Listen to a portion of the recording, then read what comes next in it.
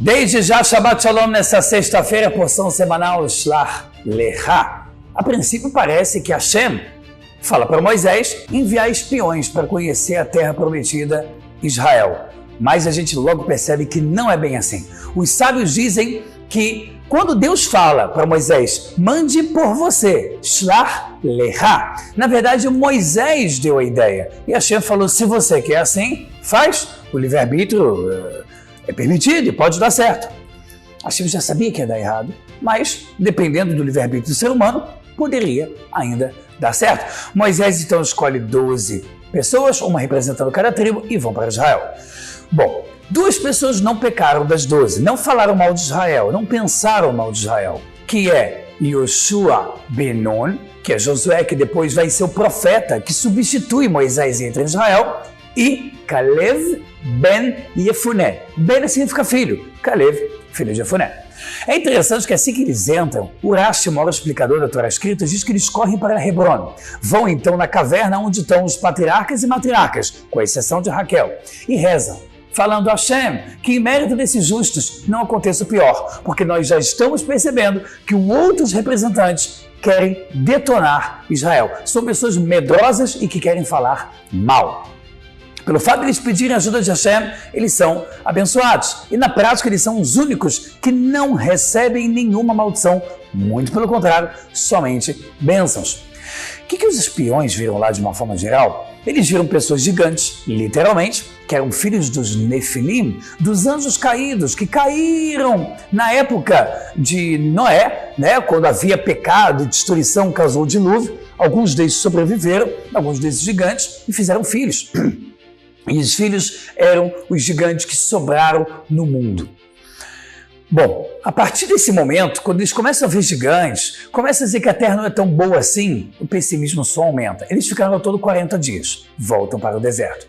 Voltam e só falam mal. Naquela noite, a maior parte do povo judeu chora muito. E Hashem então manda um bat kol, que em hebraico significa uma pequena profecia, e jorra para o mundo a seguinte frase: se vocês estão chorando hoje, sem motivo, eu darei a vocês essa data para as gerações para chorar com motivo. Aquela noite era 9 de Av, a data que muitos anos depois seria destruído o primeiro templo, o segundo templo, da qual começou o Holocausto, onde foi assinada parte da Inquisição contra os judeus e outras catástrofes na história do povo de Israel. Então, os 40 dias que eles ficaram falando mal de Israel e pensando, tornou-se 40 anos. Antes de Hashem dar o decreto de que todos aqueles ficariam 40 anos e morreriam e só entraria a próxima geração de Israel, Hashem pensou, entre aspas, em destruir o povo de Israel. E Moisés falou, não destrói. O que vão falar de você, Hashem? Vão falar que você tem poder para nos trazer até o deserto, mas depois não consegue fazer nada, não consegue avançar com esse milagre? E aí, dessa forma, Hashem perdoa, mas diz que aquele castigo ficará. 40 dias se tornaram 40 anos no deserto. Em seguida, uma parte do povo, um grupo pequeno, insistentemente falou, vamos entrar em Israel agora. Viram a besteira que fizeram. E foram mortos pelos amalequitas, pelos gigantes, pelos quenaanitas como todos, que eram os 7 povos que ali viviam.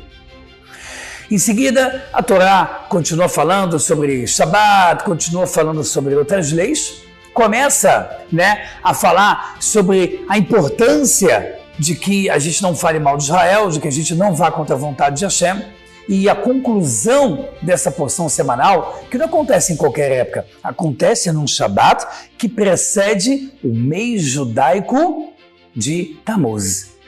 Todo Shabat que precede algum dia da semana que vem, que vai ser o começo de um mês judaico, de um próximo mês, a gente chama de Shabat que abençoa.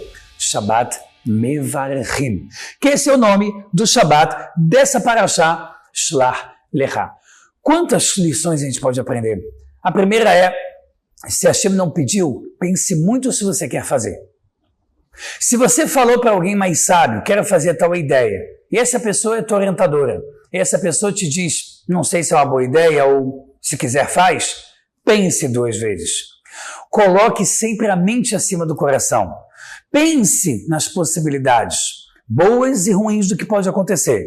Por mais que a Torá diz de forma irônica que o ser humano faz planos e Deus ri, porque no final de contas Hashem sabe tudo e nós não, a gente tem uma mente acima do coração para conduzir as nossas emoções e dessa forma conseguir controlar os nossos sentimentos. Com essas lições a gente pode avançar e deixar de fazer muita besteira na vida. Mas melhor do que isso, tomar boas decisões para que sejamos eternamente abençoados. Se você quer conhecer mais sobre as escritas da Bíblia judaica, sobre a Kabbalah e sobre a língua hebraica, entra agora, toracomvocê.org. Se gostar, você vai ficar. Se não gostar, você tem 7 dias de garantia para sair sem qualquer pergunta. Vai Torá, tudo de bom. Shabbat Shalom.